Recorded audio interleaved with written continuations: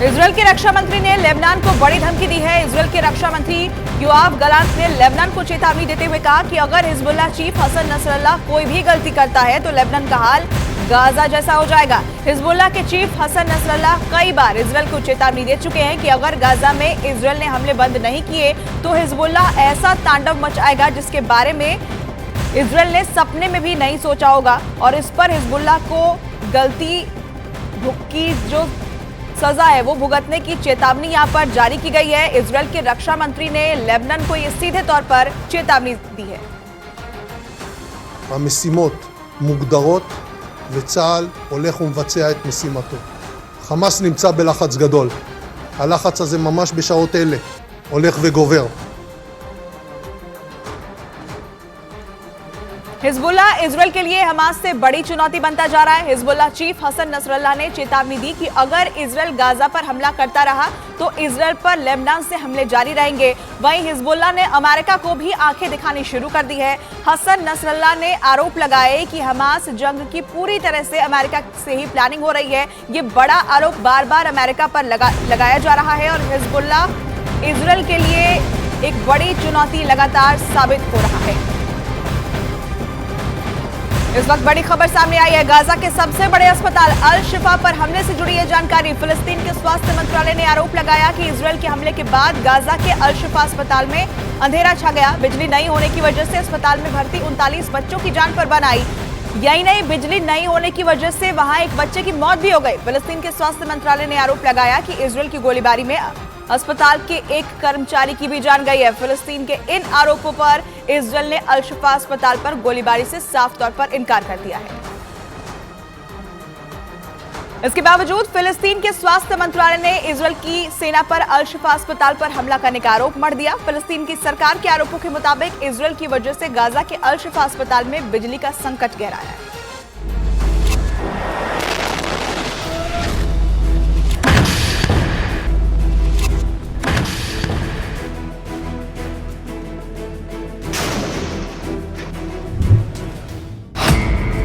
Gaza की अल शिफा अस्पताल पर आया संकट। अल शिफा अस्पताल में बिजली का संकट। अस्पताल में भर्ती मरीजों की मुश्किल में आई जान। फिलिस्तीन के स्वास्थ्य मंत्रालय ने दावा किया कि गाजा के सबसे बड़े अस्पताल अल शिफा में बिजली की सप्लाई बंद हो गई है। बिजली न होने से अल शिफा अस्पताल के बच्चों के वार्ड में खलबली मच गई। दावे के मुताबिक आईसीयू में भर्ती 39 नवजातों की जान पर बन आ गई। फिलिस्तीन के स्वास्थ्य मंत्रालय के दावे के मुताबिक अल शिफा अस्पताल के आखिरी जनरेटर के ईंधन खत्म होने की वजह से वहां आईसीयू में भर्ती पहले जन में एक बच्चे की मौत हो गई, जबकि कुछ और मरीजों की मौत का दावा किया गया। Hospital of Shifa is the main hospital in Gaza Strip. It is now threatened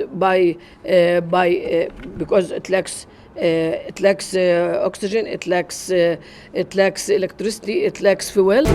यही नहीं, फिलिस्तीन के स्वास्थ्य मंत्रालय ने यह भी आरोप लगाया कि इजरायल की सेना की गोलीबारी में अस्पताल के कर्मचारी की मौत हुई। इस बीच गाजा के अल शिफा अस्पताल के बाहर से एक वीडियो भी सामने आया।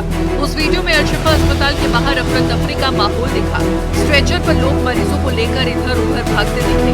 वहाँ मौजूद हर शख्स अपनों की जान बचाने पर जुटा नजर आया। Last night, Shifa Hospital was airstruck by, according to what they told us, by white phosphorus. इसके साथ ही अल शिफा अस्पताल के डॉक्टरों ने दावा किया कि इजरायल की बमबारी से अस्पताल की इमरजेंसी सर्विस बंद हो गई है और अस्पताल के कर्मचारियों और डॉक्टरों में दहशत का माहौल बन गया है और कई नवजातों समेत वहां भर्ती कुछ मरीजों की जान खतरे में आ गई है। हालांकि अस्पताल पर हमले को लेकर फिलिस्तीन के दावों पर इजरायल ने इनकार कर दिया है। इजरायल की सेना के मुताबिक अस्पताल पर गोलीबारी नहीं की गई, लेकिन अस्पताल के आसपास हमास के लड़ाकों से उनकी झड़प जरूर हो रही है।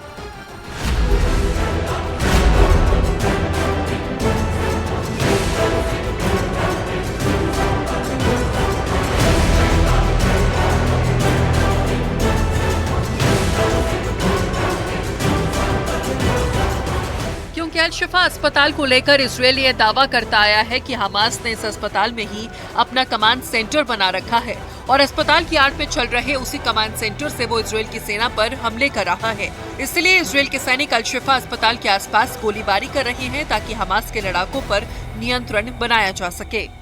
بدي أقول بشكل واضح هذا كذب في اشتباكات بين قوات الجيش وبين عناصر تاع حماس المجرم اللي غابي حوالين المستشفى।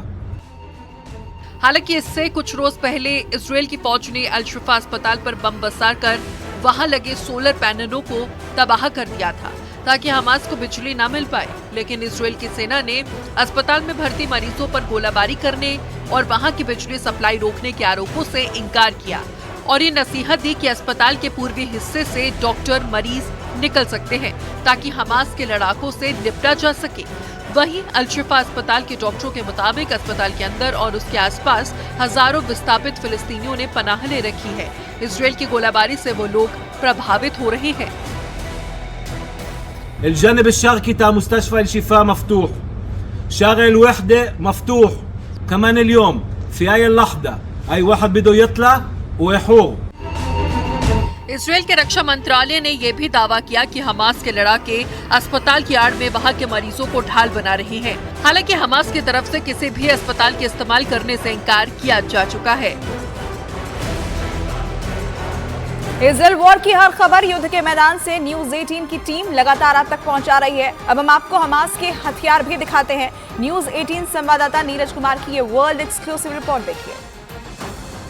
न्यूज 18 इंडिया वहाँ है जहाँ हमास के हथियार हैं। आईडीएफ ने न्यूज 18 इंडिया एक्सक्लूसिव तस्वीरें इस वक्त आपको दिखा रहा है। यहाँ बड़ी संख्या में, सैकड़ों की संख्या में RPG, grenade, tank missile, anti tank missile, आईईडीज, rocket launcher, तमाम चीज़ें रखी हुई हैं। मशीन गन रखा हुआ है, बड़े बड़े अनमैन्ड एयर व्हीकल रखे हैं। आप देख सकते हैं ग्रेनेड, आपको हमारे कैमरा पर्सन हैंड ग्रेनेड की तस्वीरें दिखा रहे हैं। उसके बगल में आईईडीज रखे गए हैं, एक्सप्लोसिव रखे, ये मिसाइल रखे गए हैं, माइंस रखे गए, माफ़ कीजिएगा, माइंस रखा गया है। और ये आईईडीज की तस्वीरें दिखा। अगर आप आगे आएंगे तो आपको आरपीजी दिखेगा, बड़े ग्रेनेड दिखेंगे और बड़े बड़े आरपीजी दिखेंगे। ये देखिए, ये एंटी टैंक मिसाइल के तौर पे इसका इस्तेमाल होता है। ये हमास का है, ये हमास का है, जिसने हमास में ही बनाया, गाजा में ही हमास ने होममेड बनाया है। तो सैकड़ों की संख्या में आरपीजी, 1500 के आसपास ग्रेनेड पकड़े गए, बड़ी संख्या में आरपीजी पकड़ा गया। और ये देखिए, यहाँ गन रखा हुआ है, गन आप देख सकते हैं।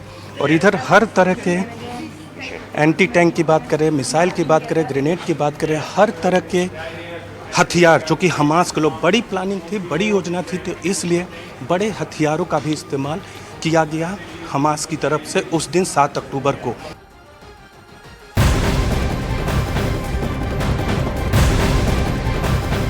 उधर गाजा में इजरायल की सेना के एक्शन से जुड़ी बड़ी खबर मिल रही है। इजरायल के प्रधानमंत्री बेंजामिन नेतन्याहू ने दावा किया कि उनकी सेना ने गाजा की घेरेबंदी कर दी है। नेतन्याहू ने यह भी दावा किया कि हमास ने उत्तरी गाजा पट्टी से अपना नियंत्रण पूरी तरह खो दिया है, यानी इजरायल की सेना का गाजा के उत्तरी इलाके पर अब नियंत्रण हो चुका है। אני הזהרתי את חיזבאללה, אל תעשו את הטעות ותיכנסו למלחמה, כי זאת תהיה טעות חייכם. כניסה שלכם למלחמה תחרוץ את גורלה של לבנון. इजरायल हिजबुल्लाह के ठिकानों पर लगातार हमले कर रहा है। इन हमलों का जवाब हिजबुल्लाह भी दे रहा है। इजरायल लेबनान बॉर्डर से न्यूज 18 संवाददाता जावेद मंसूरी की एक्सक्लूसिव रिपोर्ट देखिए। इजरायल और हिजबुल्लाह एक दूसरे पर हमला कर रहे हैं और बड़ी हानि का दावा दोनों पक्षों की तरफ से किया जाता है, जो कि अभी भी लगातार जंग का मैदान बना हुआ है। ये जो जंग है लगातार इसका स्तर बढ़ता जा रहा है, एस्केलेट जो जंग है वो हो रही है, क्योंकि कल भी हिजबुल्लाह ने ड्रोन अटैक किया, उसकी बाकायदा वीडियो जारी की गई और इजराइल भी लगातार एयरक्राफ्ट का इस्तेमाल कर रहा है और एयर स्ट्राइक हिजबुल्लाह के ठिकानों पर कर रहा है। तो ये जंग थमने का नाम नहीं ले रही है और वहीं इजराइल गाजा में लगातार ऑपरेशन चला रहा है और वहाँ पर भी हमास के जो लड़ाके हैं वो चुनौती दे रहे हैं और यहाँ इस फ्रंट पर हिजबुल्लाह इजराइल के लिए